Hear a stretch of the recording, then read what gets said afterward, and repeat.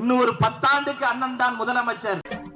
அடி வாங்கறதுன்னு அளவெடுத்து செஞ்ச மாதிரி இருக்கும். போய் வாங்க போய் புறா. சார் அடிக்கிறீங்க இந்த பக்கமா அடிங்க சார். என்னடா கேபிள் கனெக்ஷன் மாதிரி கேட்டு வாங்குறான். சரி ஓகே விடு. இப்போ தமிழ்நாட்டின் முதலமைச்சர். அத வேற ஞாபகப்படுத்திட்டீங்க.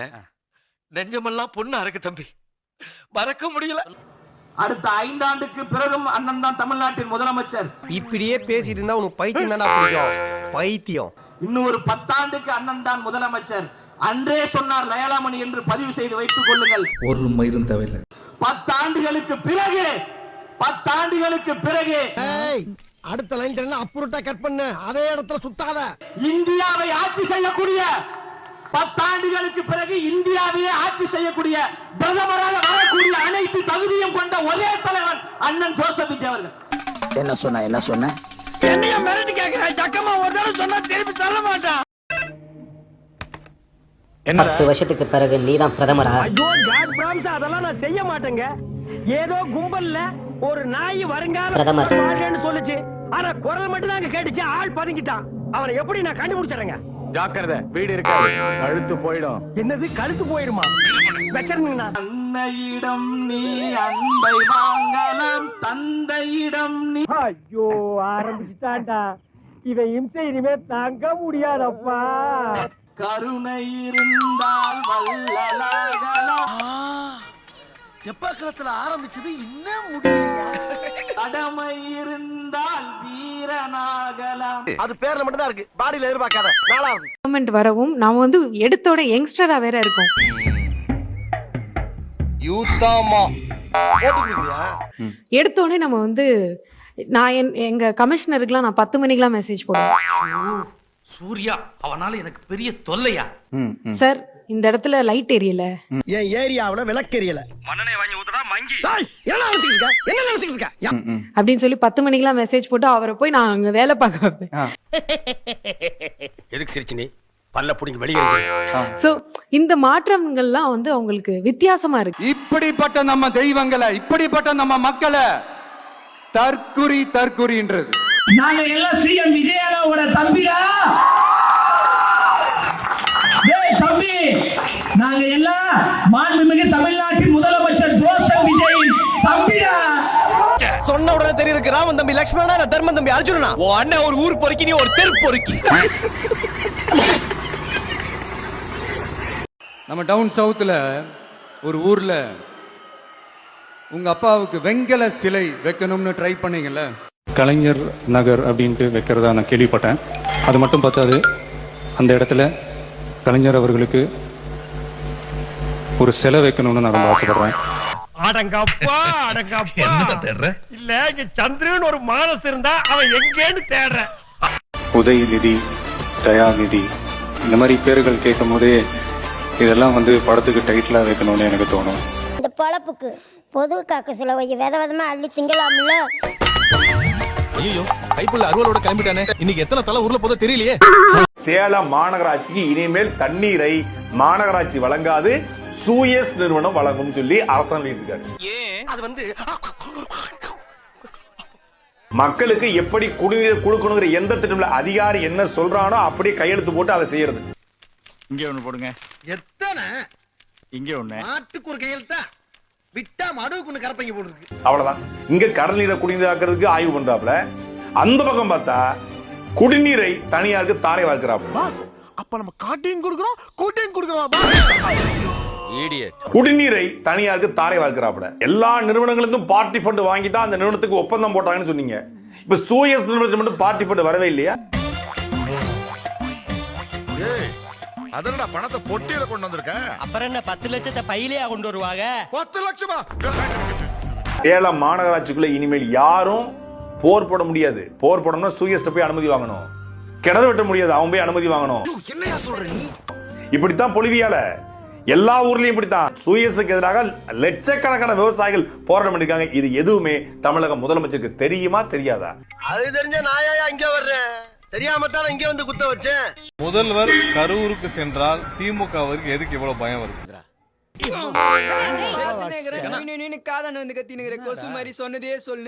கரூருக்கு போறது ஒரு முதல்வருக்கு அந்த மாநிலத்தில் உள்ள எங்க போறதுக்கும் 100% உரிமை உண்டு. போடா போ, குந்தகல்ல குனிய வச்சு குத்துவாங்க. ஸோ அது ஏன் இவங்க வந்து முதல்ல பயந்துகிட்டு முதல்லயே போய் ஒரு மனுவை ஏன் தாக்கல் செய்யறாங்க?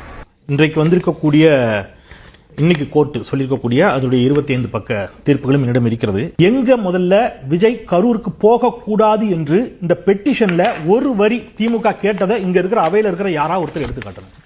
பரம்பரை இதே புரிய வைக்கிறீங்களே, இன்னுமாடா இது அதுவே தவறு.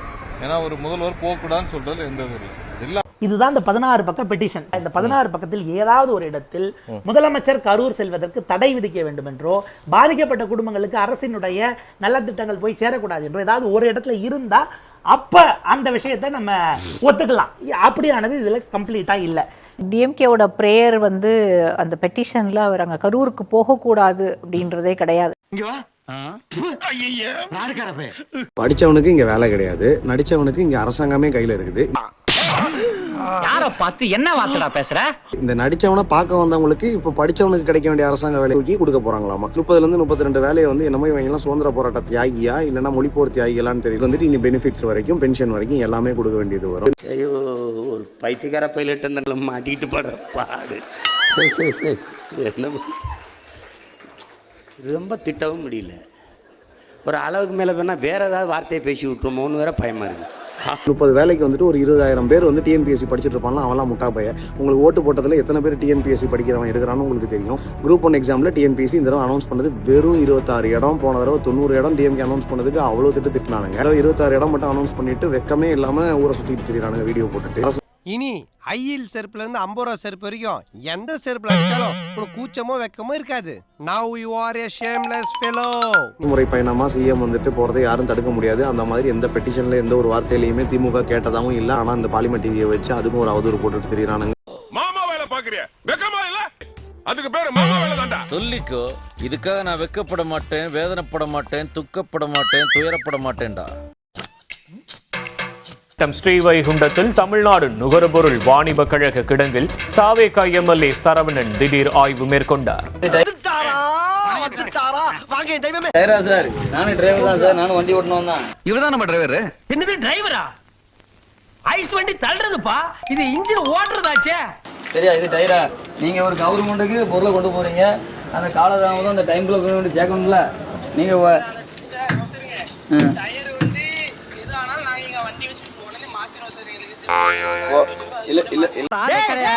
என்னடா அண்ணனை எழுத்து பேசுறா? இல்ல சார், செப்பனியை வச்சு நான் வச்சுக்கிட்டு மாத்திரக்கா சார் இங்க கொடுத்துருக்காங்க கான்ட்ராக்ட். முறையான வண்டி வச்சு இது பண்ண இதுக்கு டயர் கூட சரி பண்ற. நான் சிறுவண்ட எம்எல்ஏ பேசுறேன். பேர்லாம் எனக்கு தெரியாது. பேர் கூட தெரியாம, அது கூட தெரியாம என்ன மானாவுக்கு நான் கணக்கு தெரிஞ்சு யாரா தெரியாதுங்கிறத என் பேரை கூட தெரியாதாலே நான் என்ன பண்ணுவேன்? டேய், உன்னை வெட்டாம விட மாட்டேன்டா. இது வந்து தூத்துக்குடி பால்டா ஜெய்சிங் சொல்லுவாங்க சார். அவங்க வண்டி தான் சார். சரி, அது கலெக்டர் வண்டியா இருந்துட்டு போட்டோம். முறையா இருக்க வண்டி தானே அது? யார் வண்டியா இருக்கு? நீ சார் இல்ல முறையா தான் இருக்கு. நீ செக் பண்ணிக்கோங்க சார். சக்தி எதுக்கு ஐயா கூட பேசினுக்கிற? டேய் சக்தி என் கூட தான்டா பேசுறா. ஐயா நான் கூட உங்க கூட பேசுனதில்ல. சக்தி உங்க கூட பேசினுக்கறப்ப டயர் எல்லாம் கேக்குறீங்க. டயர்லாம் யார் கேக்குறீங்க? நீங்க. ஓ, அப்ப டயர் எப்படி இருந்தாலும் தப்பு இல்லையா சார்? சும்மா பொடித்தனமா பேசாதீங்க. இப்போ என்ன உங்களுக்கு இல்ல சார் டயர் சம்பந்தமே இல்ல. இத நான் எதிர்பார்த்ததான். எனக்கு இது வேணும், இன்னமும் வேணும். இது யாரு இது? வண்டி ஓனரா யாரு இது? யாரு சார்? நீங்க இதுல எப்படி மேனேஜரா? இவங்க பேர் என்ன சார்? இப்ப அத தெரிஞ்சு நீ என்ன பண்ண போற? மரியாதை உனக்கு என்னடா மரியாதை? அம்மா இப்படி வந்து இந்த மாதிரி அன்கண்டிஷன் அரகுற வண்டியை வச்சு ஓட்டலாம் நீங்க சொல்றீங்க, அப்படிதானே? இது அரகுற வண்டியா சார் இது? ஐயோ, எந்த ட்ரெண்ட்ல பேசினாலும் எந்த ரூட்ல போனாலும் விடவே மாட்டேங்கிறானே. நான் என்ன வந்து அப்ப டயர் யாரு சார்? டயர் இப்படி தான் வச்சிருப்பாங்களா? சார் நீங்க பேசல, நீங்க தெரியாம பேசிட்டீங்க சார். கொடுங்க சார், போலாம் சார். வண்டியில இருக்க செக் பண்ணிக்கோங்க சார். அவ்வளவுதான், வேற ஒண்ணும் தெரியாது. சோத்திரையும் அடி வாங்கியாச்சு, சேத்திரையும் அடி வாங்கியாச்சு. இல்ல, இது என்ன நிர்வாகமே தவறா இருக்கு. அப்ப எப்படி உங்களுக்கு தான் கான்ட்ராக்ட் கொடுத்தாங்க? என்ன நிர்வாகம் சார் தவறா இருக்கு? நீ என்ன சார் நிர்வாகம் தப்பா பாத்தீங்க? அவன் பேச அவனை அப்படியே ரோட்ல படுக்க வச்சு ரோலரை விட்டு ஏத்தி இறக்கணும்னு தோணுச்சு. அப்ப டயர் இப்படி போட்டு அன்டைம்ல சார் டயர் கேக்கு சார். என்ன சார் சம்பந்தம் இருக்கு? டேய் பெர்ஃபார்மன்ஸ் பண்ண வர்றா. பல்லு டயர் வண்டிக்கு எப்சிலு கரண்டா நம்ம சொல்லுங்க சார். மத்தபடி என்ன சார் கேக்கீங்க? நீ டயர்ல எங்க போகுது? என்ன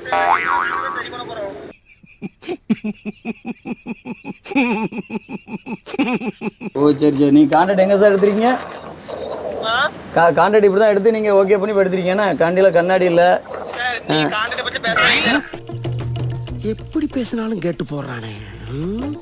அப்படி வேணா மேல அதிகாரி இருப்பாங்க சார், ஆபீசர்ல அவங்க கேட்டுவாங்க சார். பேச்செல்லாம் பவ்யமா இருக்கு, ஆனா சொல் பேச்சு கேட்க மாட்டேங்கிறீங்க. அப்படிதான். அதையும் மீறி உன்னை தடுத்தா கொலை பண்ணிடுவேன். ஓஹோ, அப்ப போக வேண்டியதானே. சரி சரி சரி. ஓனர் தான் இருக்காங்க. இவன் நம்பர் நோட் பண்ணுங்க. என்ன ஒரு உங்க ஓனர் பேர் சிங்கா? சிங்கி பால் தைல அரிசிட்டு தானே? உங்க ஓனருக்கு போன் போட்டு கொடுங்கண்ணே. நம்பர் தாங்க.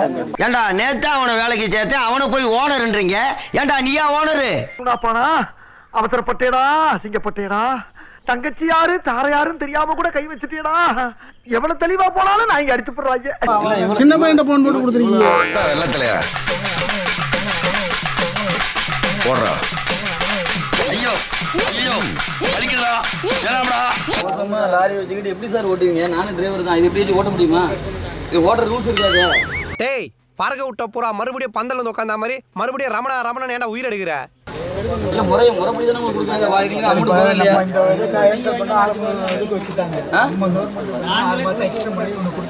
எக்ஸ்டெண்ட் பண்றதுக்கு அதுக்கு இப்படி போயிட்டா அந்த பொருள் போய் சேரும் சார். டேய் விவரம் தெரிஞ்ச மாதிரி பேசாதடா. பாயாஜி சுமார். அந்த கருவுல உயிரிழந்த நபர்களுக்கு வந்து ஒரு 41 பேருக்கு அரசு வேலை கொடுக்க போறதாகவும் சொல்லியிருந்தாங்க. சார் இவனை என்ன பண்ண சார்? இலங்கை கடற்படையால வந்து வாழ்வாதார பிரச்சனைக்காக மீனவர்கள் 79 பேர் செத்துருக்காங்க. எவனாவது இந்திய அரசோ தமிழ்நாடு அரசோ அந்த குடும்பத்துக்கு வந்து அரசு வேலை கொடுக்குதா?